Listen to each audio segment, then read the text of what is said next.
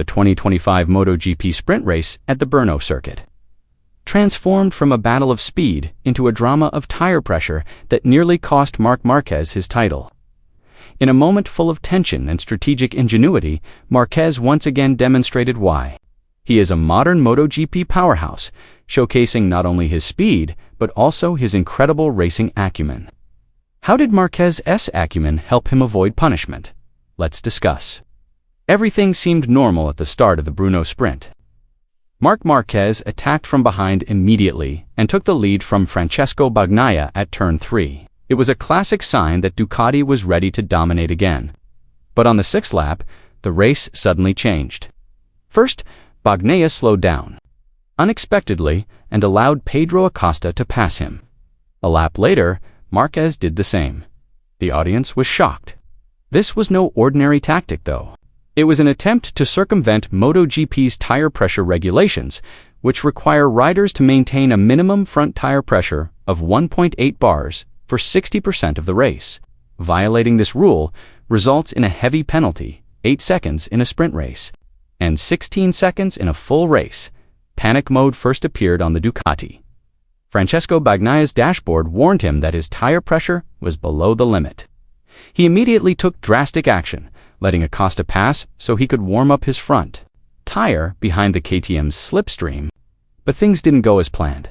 "I tried pressing the brakes and putting weight on the front, but the pressure still wouldn't go up," said a frustrated and exhausted Bagnaia after the race.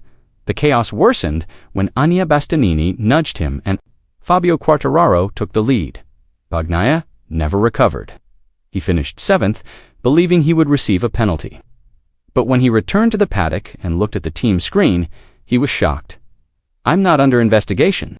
After checking the telemetry data, they discovered that Bagnaia's tire pressure had always been above the limit. The fault lay with the electronic dashboard, which had been hastily configured before the race and was damaged as a result. This glitch ruined his race. Meanwhile, Marquez faced the same challenge. "I felt comfortable, but then the dashboard warned me the pressure was too low," Marquez said. He took a tactical approach, getting close to Pedro Acosta's slipstream to warm up his front tire. Lap after lap, he waited until finally the dashboard gave the green light. The pressure was safe. On the final lap, Marquez struck again. He overtook Acosta, securing his 11th sprint victory of the season and maintaining his unwavering title momentum. But the drama wasn't over. In the park firm, when questioned by journalists, Marquez smiled and said, "I think I'm safe." A few minutes later, however, he was informed that Race Direction was investigating him. This was the climax. Dorna Sports and Race Direction announced that their official tire pressure system had been miscalibrated. 3 riders, Marc Márquez, AI Ogiera, and Alex Rins, were wrongly given penalty warnings. The team system was correct, but the official race system used the wrong threshold. The stewards concluded that there would be no penalty because all riders were within the regulations. It was a technical mess that showed how fragile the implementation of this rule is. This isn't the first time that Marc Márquez has circumvented the regulations to manipulate tire pressure at the Brno Grand Prix. Earlier in the season, he let his younger brother, Alex Marquez, pass him for one reason: to increase the air pressure in his front tire. Once the ideal pressure was reached, Marc immediately attacked and took the lead. "It was all part of the strategy," Marquez explained calmly. "In Brno, I used the same tactic. We knew that, with the newly improved track surface, the grip would be too high and increasing the tire pressure naturally would be very difficult. The rear tire was working too optimally, while the front tire wasn't getting enough load. That kept the pressure low," he said.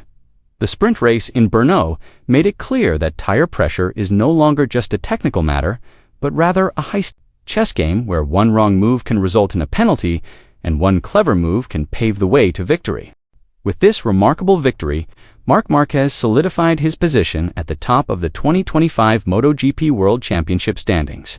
He now leads his younger brother, Alex Marquez, by 95 points and reigning champion Francesco Bagnaia by 156 points. While Marc dominated, Alex languished in 17th place, a result far from expectations. Bagnaia once again failed to impress, finding himself mired in a cycle of technical errors, inaccurate strategies, and bad luck. Despite the disappointing result, Bagnaia remained positive, looking for the bright side of his setback. "It's strange, but I'm quite happy today. For the first time, I took pole and was able to follow Marquez and learn," he said. Trying to shift his focus from the pressure of the standings to the learning process he was undergoing. Meanwhile, Pedro Acosta once again stole the spotlight. The sensational rookie delivered a brilliant performance, securing a podium finish in the sprint race, a remarkable achievement confirming his status as a future star. Enea Bastianini also showed his talent as a fierce competitor when he overtook Marco Beschi in a close battle during the final laps. This proves that he is still one of the strongest competitors on the track. However, the most striking surprise came from Fabio Quartararo. Despite the fact that his Yamaha is still technically behind its rivals, the French rider finished fifth. Even more surprisingly, he beat both factory Ducati riders. His extraordinary performance left many fans with renewed hope. What if Quartararo had a more competitive bike? Could he become world champion again? One thing is certain, Quartararo's talent is far from exhausted, and his desire to turn things around is strong. The debate over tire pressure flared up immediately after the race on social media. Many considered the rule too rigid and irrelevant to modern racing dynamics. MotoGP legend Carl Fogarty called the rule a joke, writing, "Who cares about tire pressure?" he wrote on X, vehemently expressing his dissatisfaction with the regulation, which he considered too technical and said had no direct impact on safety. Marc Márquez, on the other hand, defended the rule, emphasizing its importance. However, he also acknowledged the complaints of other riders. He believed the penalties were too harsh and could potentially harm the competition. Perhaps an 8 or 16-second penalty was excessive. Marquez suggested cutting it in half to be fairer, opening up space for dialogue between riders and organizers. MotoGP is on the verge of major changes that could alter the championship's technical landscape. Starting in 2026, Michelin will introduce a new 140mm front tire that promises improved stability and grip. Even more striking, however, is the major decision awaiting in 2027. Pirelli will take over as MotoGP's official tire supplier, replacing Michelin after more than a decade. This change will likely affect tire pressure monitoring systems, compound characteristics, and the technical regulations governing them. For now, though, riders still have to gamble with nearly unpredictable tire pressures every week. As if playing pressure roulette before each race, amidst the regulatory chaos and risk of absurd penalties, Marc Márquez isn't just surviving. He's winning.